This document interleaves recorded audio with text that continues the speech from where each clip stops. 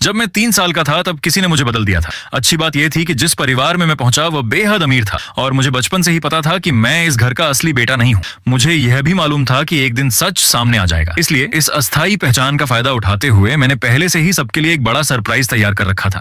जिस दिन वे मुझे असली बेटे के लिए घर से निकालेंगे उसी दिन मैं उनसे उनकी सारी चीजें वापस ले लूंगा। मेरे 20वें जन्मदिन पर मुझे पता चला कि जियांग परिवार के माता पिता चुपके चुपके अपने असली बेटे को ढूंढ रहे हैं। ये सुनते ही मैंने बिना किसी हिचकिचाहट के फैसला कर लिया। अगली सुबह मेरी असली पहचान उजागर हो गई। जियांगशान, ये लो चेक, अपनी जगह छोड़ दो, आशियाओं को मुश्किल में मत डालो। मैंने बिना एक पल गंवाए अपना नाम साइन किया, चेक उठाया और वहां से निकल गया। सच कहूं तो जो लोग रुकना चाहते हैं रुकें, जो लोग यह सब झेलना चाहते हैं झेलें। मेरी मंगेतर के पास उसका पुरुष सहायक, गरीब छात्र और बचपन का पसंदीदा लड़का पहले से मौजूद था। ऐसी मुसीबत अब असली बेटे के हिस्से आने वाली थी। मैं एक रोमांटिक उपन्यास का दुखी सहायक किरदार था। कहानी के अनुसार इस पार्टी के बाद मेरी मंगेतर उस गरीब छात्र लिनफान के और करीब आने वाली थी। फिर मेरी नकली पहचान सामने आती और मेरी दुख भरी जिंदगी शुरू हो जाती। लेकिन जब मुझे पहले से पता था कि मैं सिर्फ एक सहायक किरदार हूँ तो समझदारी इसी में थी कि खाना खाओ, आराम करो और समय रहते निकल जाओ। मैं बेवजह ये खेल क्यों खेलूं? तभी मेरी मंगेतर सू शिंगशुए मेरे पास आकर बैठ गई। आशान, क्या हुआ? उसने चिंता से पूछा। उसकी शानदार ड्रेस उसकी खूबसूरती को और निखार रही थी। हल्की शराब के कारण उसके गालों पर गुलाबी आभा थी। वह बेहद आकर्षक लग रही थी। मैं एक पल के लिए खो गया, फिर संभल कर बोला, कुछ नहीं, शायद थोड़ा थक गया हूँ। शिंगशुए,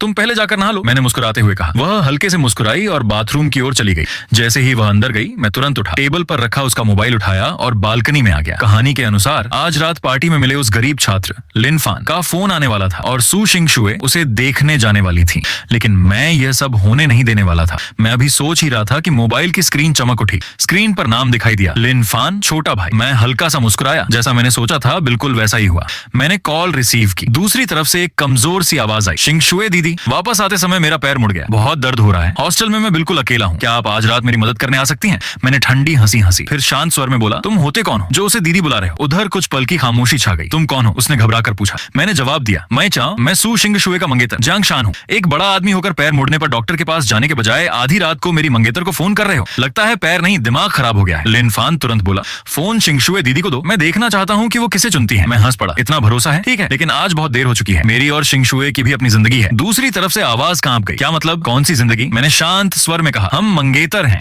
आधी रात को एक लड़का और लड़की क्या करते हैं यह समझाने की जरूरत है क्या? आखिर वह मेरी मंगेतर है। ये सुनते ही वह गुस्से से चिल्ला उठा, तुम। लेकिन उसके बाकी शब्द सुनने से पहले ही मैंने कॉल काट दी, नंबर ब्लॉक किया, मोबाइल बंद किया और आराम से वापस कमरे में लौट आया।